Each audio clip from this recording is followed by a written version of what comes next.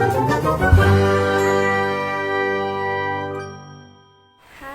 Assalamualaikum warahmatullahi wabarakatuh. Bertemu lagi dengan saya, Fadila Wasiko.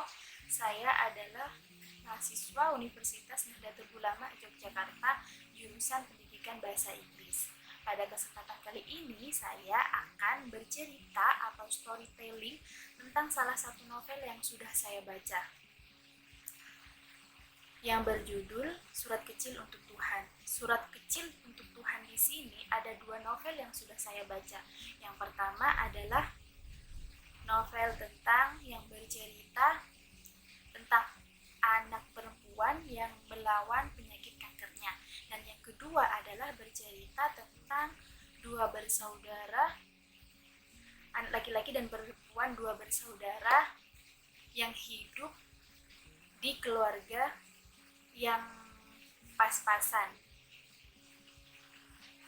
Yang akan saya ceritakan di sini adalah novel yang kedua, yaitu Surat Kecil untuk Tuhan karya Agnes Davonar, yang bercerita tentang Anton sebagai kakaknya di sini dan Angel sebagai adiknya. Mereka berdua hidup di keluarga yang intinya yang tidak mampu lah ya. Terus kedua orang tua mereka pergi merantau untuk mencari rezeki buat menghidupi kehidupan mereka, dan mereka dititipkan kepada bibi dan pamannya. Bibi dan pamannya namanya adalah Bibi Feli dan Paman Martius. Dan suatu ketika mereka mendapat kabar bahwa orang tuanya meninggal.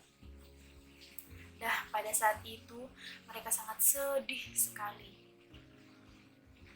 Namun Bibi Feli sangat baik kepada mereka. Mereka selalu membantu Bibi Feli berjualan, sedangkan Paman Martius adalah suami Bibi Feli itu adalah seorang yang suka mabuk-mabukan, suka berjudi, dan suka menyiksa mereka berdua. Dan pada akhirnya mereka berdua kabur dari tempat Bibi Feli dan Paman Martius karena mereka sudah tidak kuat dengan perlakuan Paman Martius kepada mereka berdua. Namun sebelum mereka pergi, mereka meninggalkan surat kepada Bibi Feli mengucapkan terima kasih dan minta maaf.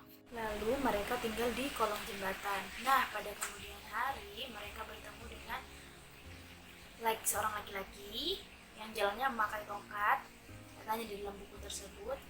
Nah, orang laki-laki itu bernama Om Rudi, dan Om Rudi itu mengajak Angel dan Anton untuk ikut dengannya. Terus mereka bertanya kenapa Om Rudi mengajak mereka.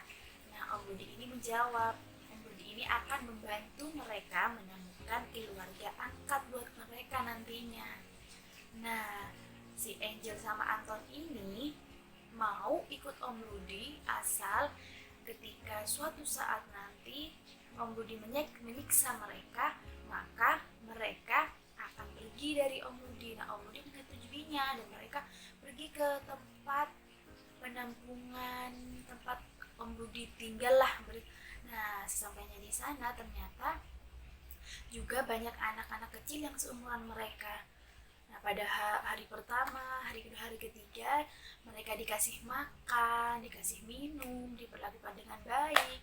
Nah, sampailah pada mereka mengetahui tugas mereka sebenarnya, kenapa mereka diajak oleh Om Rudi, yaitu mereka disuruh untuk mengamen. Semakin hari ketika ada salah satu yang tidak membawa uang yang begitu banyak, maka Om Rudi akan marah. Nah, semakin hari mereka tahu sifat Om Rudi yang sebenarnya, bahwa seperti itu memanfaatkan anak-anak kecil yang ada di sana. Nah, waktu itu ternyata Angel itu terkena penyakit gagal otak kayaknya, iya bener. Terus ada dua orang yang menanggung pengobatan dia sampai dia sembuh, dan Om Rudi menyetujuinya. Nah, setelah dia sembuh ternyata Angel itu lupa ingatan. dibawalah oleh keluarga angkatnya Angel ke Australia sampai Angel itu dewasa dan sukses di sana lalu kembali ke Jakarta. Nah, Angel di sini tidak tahu bagaimana kabar kakaknya di sana si Anton itu. Nah, sebelum mereka berdua berpisah, mereka selalu bertemu dengan teman baru yang bernama Wira. Wira itu selalu memberi mainan kepada mereka, selalu baiklah kepada mereka setiap bertemu di jalanan. Nah, setelah itu ternyata si Wira itu punya penyakit ginjal, punya penyakit ya kalau nggak jantung ginjal ya, punya penyakit itu dia pokoknya butuh donor. Nah, si pendonornya ini, si orang tuanya Wira ini ternyata menelpon Om Rudi. Ternyata pekerjaan Om Rudi ini bukan hanya memanfaatkan anak kecil buat mengamen di jalanan, tapi juga menjual organ tubuh si anak-anak kecil ini.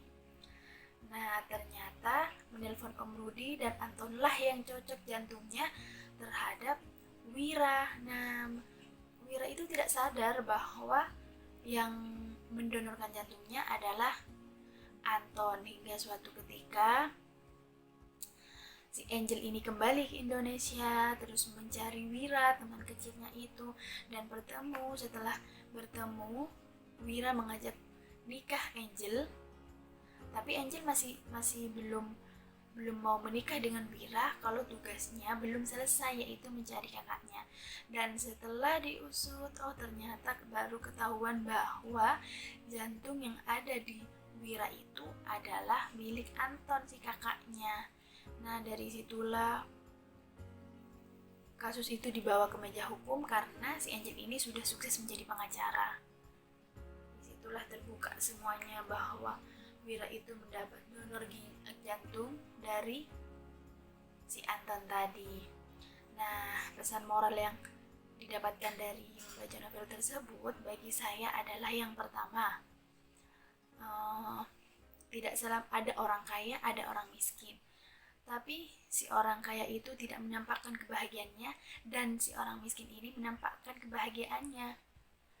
Si orang kaya ini adalah Wira, meskipun dia kaya namun dia selalu murung karena dia punya penyakit. Dia selalu kan merasa kecukupan, tapi sebenarnya dia selalu merasa kesakitan. Dan yang miskin ini selalu menampakkan kebahagiaannya adalah Anton dan Angel, meskipun mereka hidup di keluarga yang pas-pasan, yang serba tidak cukup dan tidak tinggal di tempat yang layak, namun mereka selalu bahagia dan selalu bersama.